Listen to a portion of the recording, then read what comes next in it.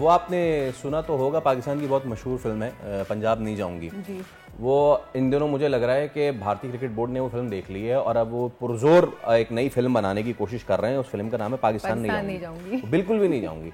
अब भारतीय cricket team ने इनकार कर दिया है पाकिस्तान आने से, लेकिन इस पे पाकिस्तान ने एक्शन भी ले लिया है। जी, पीसीबी ने वफाकी हुकूमत की गाइडलाइंस को मद्देनजर रखे आईसीसी को खत लिख दिया है और भारतीय रवैये पर सवाल भी उठाया है। खत के मतन में लिखा गया है कि भारत के पाकिस्तान ना आने की ठोस वजूहात बताई जाएं। खत में यह भी लिखा गया कि चैंपियंस ट्रॉफी पाकिस्तान में ही होगी और उन्होंने ये भी कहा है कि हाइब्रिड मॉडल पर नहीं जाएंगे। अब भारत ना आना चाहे तो उसके बगैर चैंपियंस ट्रॉफी करवाई जा सकती है।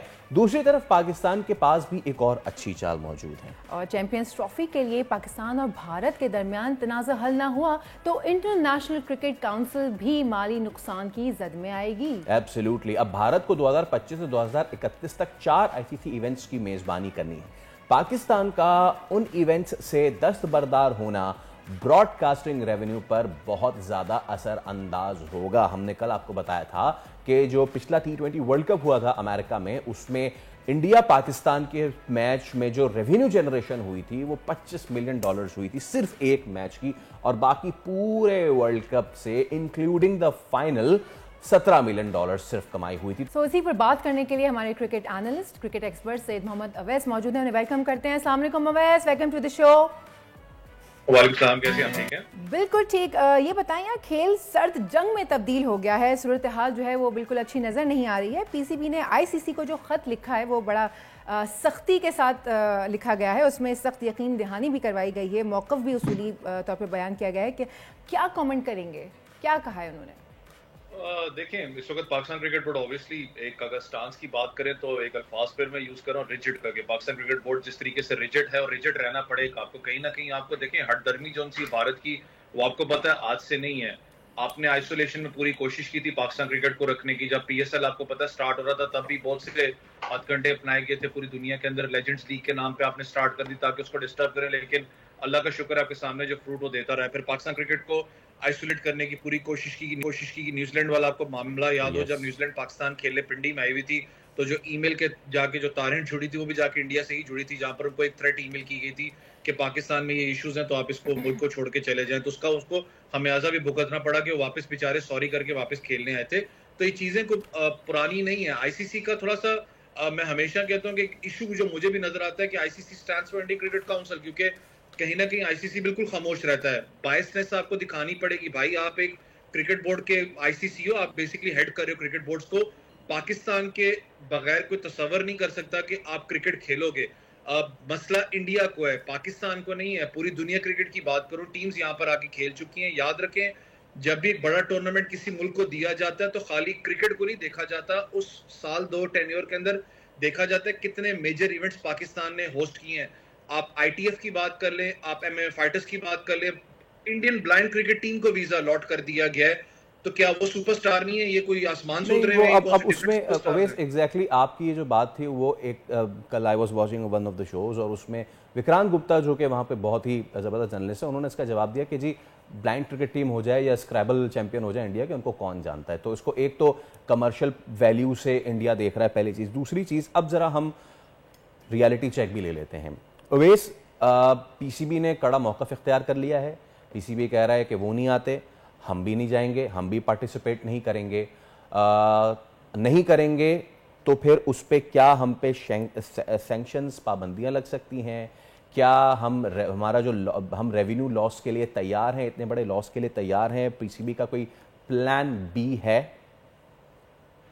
देखिए, ये बात जो आपने की है ऑब्वियसली 100% बात है। यहाँ पर अगर आप बैकअप थोड़ा सा प्लान पे चले जाएं तो आप देखते हैं रेवेन्यू का।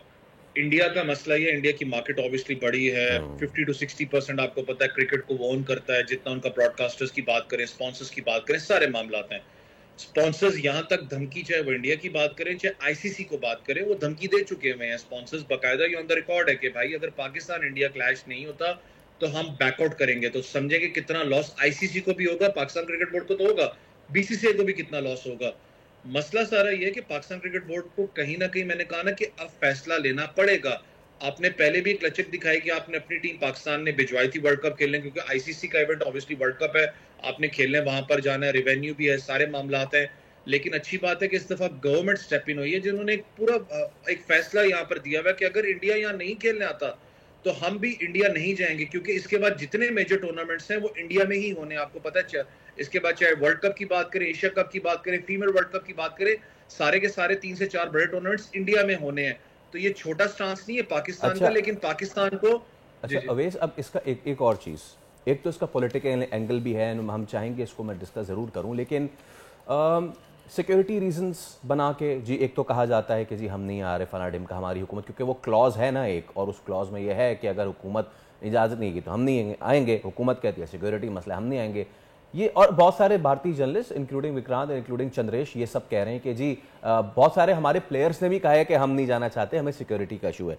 सिक्योरिटी का इशू उस वक्त रिजवान को नहीं होना चाहिए था ज़्यादा, जिस वक्त वो आउट होके जा रहे थे आपके गुजरात वाले स्टेडियम में, और उन पे जिस तरीके की नारेबाजी की जा रही थी। शुक्र है वो लोहे का जंगला था बीच में पवेलियन जाने के लिए, वरना तो लोग उन पे पिल पड़ते। तो हम जाके एक एक्सट्रीमिस्ट क्राउड में जाके खेल सकते हैं, जिस तरह की वहाँ हरकतें हुई वहाँ पे आईसीसी ने अपनी आंख बंद करके रखी, उनको डीमेरिट पॉइंट नहीं दिया, लेकिन उनको यहाँ आने का बहुत मसला है। हालांकि विक्रांत खुद कहते हैं कि जी मैं 2004-2006 में आया, बड़ी मोहब्बत मिली। वीरेंद्र सहवाग खुद कहते हैं कि जी मैं आया, मुझे पैसे नहीं ले रहे थे मुझसे। हरभजन सिंह खुद कहते हैं, जो कहीं कहते हैं कि हम नहीं आ रहे, वो खुद कहते हैं कि जी वो मैं आया था और मैंने सूट लिए तो मुझसे कोई पैसे नहीं ले रहा। सिक्योरिटी का मसला हमें होना चाहिए था ना। देखिए आरएसएस आइडियोलॉजी है ना, अगर थोड़ा सा ये जो आपने पूरी बात की, अगर मैं इसको थोड़ा सा बैक पे ले जाऊं, साउथ अफ्रीका आपको याद है वहां पर खेलने गई थी, साउथ अफ्रीकन प्लेयर्स को बाहर से बोतलें पड़ी थी, तब भी फील्ड नहीं छोड़ी, आईसीसी ने कोई एक्शन नहीं लिया। इंडिया में आपको याद है मुंबई में जो बॉम्बिंग्स हुई थी, इंग्लैंड टीम वहां पर मौजूद थी, इंग्लैंड टीम अपना टूर मंसूख करके वापस जाती है, वापस आती है खेलने के लिए, आईसीसी ने उस पर कोई एक्शन नहीं लिया, कोई क्रिकेट उनकी बंद नहीं की।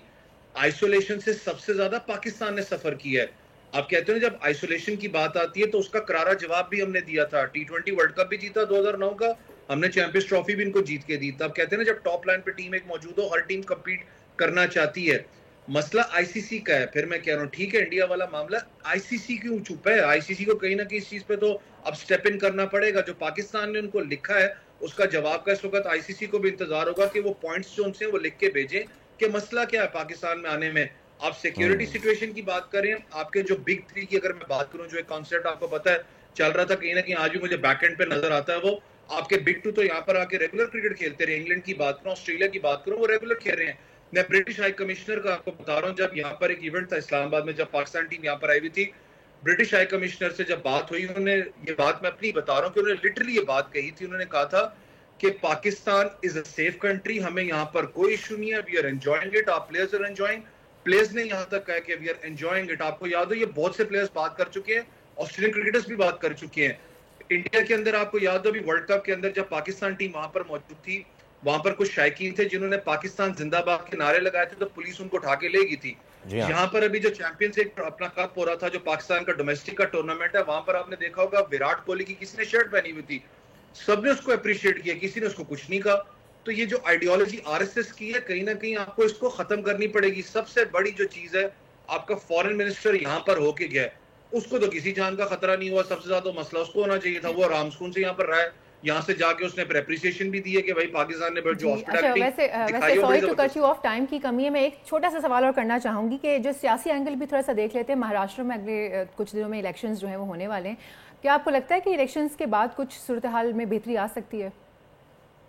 देखिए आरएसएस की जो आइडियोलॉजी है, जब तक वो रहेंगे तो ऑब्वियसली आपको समझ में आएगी कोई तब्दीली इसके अंदर आने वाली नहीं है। मैंने कहा ना, ये तो खाली आपको थोड़ा सा क्रिकेट के अगर थोड़ा सा हटके अगर पॉलिटिकल एनालिसिस पे जाए तो आपको पता हो कि कितनी स्टेट्स के अंदर इस वक्त इशू लगे हुए हैं, जहां पर एक बात होती है कि हमें फ्रीडम फाइट बेसिकली लगी हुई है कि हमें आजादी चाहिए आप लोगों से, जो मामला वहां चल रहे हैं।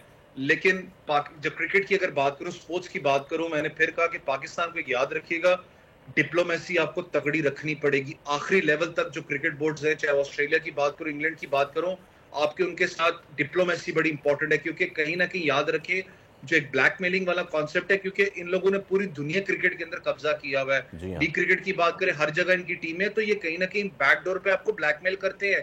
प्लेयर्स को कि भाई आपका कॉन्ट्रैक्ट खत्म कर देंगे, आपको पिक नहीं करेंगे, अपने बोर्ड से वो इन घटिया हरकतों पे भी बीसीसीआई ओवेस आ गया है। We would have like to talk more about it, लेकिन आने वाले दिनों में, क्योंकि अब ये तो मसला चलता रहेगा, हम आपको दोबारा लेंगे, इस पर मजीद बात करेंगे। लेकिन फाइनली इंडिया ने तो कह दिया हम नहीं आ रहे। अब पीसीबी के पास क्या ऑप्शन है? क्या अब हम बहुत शुक्रिया ओवेस साहब का। तो क्या अब हम इस मॉडल पे भारत के बगैर ये चैंपियंस ट्रॉफी करा लें, या फिर हम ये उनको बुलाएं और उनको अगर दुबई में खेलना है they can go and play in Dubai. By the way उनकी मीडिया से खबरें ये भी फैलाई जा रही हैं कि साउथ अफ्रीका भी शिफ्ट हो सकता है। तो पीसीबी के पास उनके हाथ में क्या है, अब आने वाले दिनों में देखना है। वो जो खत लिखा है उसका रिप्लाई कब आता है, all eyes on it. Subscribe करें और बेल दबाएं ताकि कोई खबर रह न जाए।